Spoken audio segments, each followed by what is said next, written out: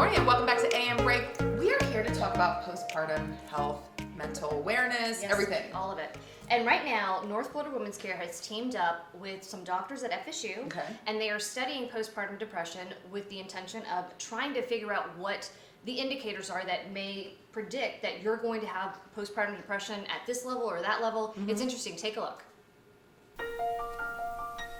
So in order to record brain activity, we have to monitor eye movements as well. That's one of the things that... My name is Greg Hychek. I'm a professor of biomedical sciences and psychology at Florida State University. I'm a clinical psychologist by training, so I have a PhD in clinical psychology, but in my lab we use neuroscience measures to try to understand anxiety and depression.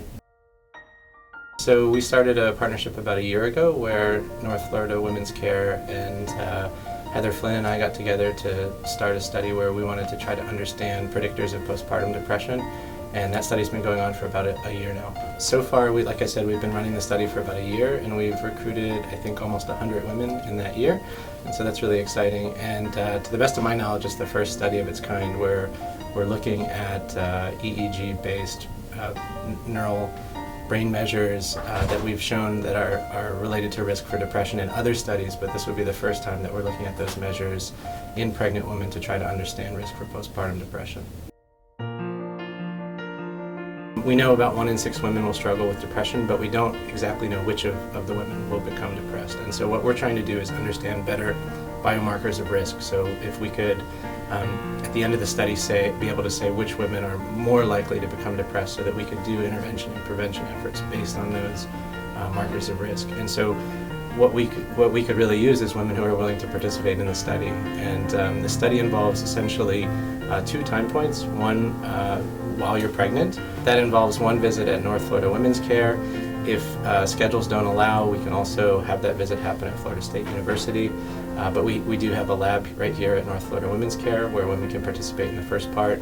That part would involve collecting EEG data, which involves wearing a mesh cap where we record brain activity. It's completely non-invasive, painless, and then women would also fill out some questionnaires and do a really brief interview about their history with depression and other anxiety conditions.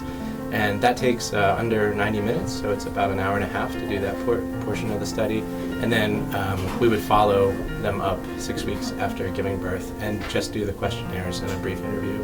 And that can be done over the phone if it's more convenient. You know, I would just add that the only way that we can really understand these things is by people participating in research studies, and we think that this could be really successful as a way of identifying higher risk for postpartum depression.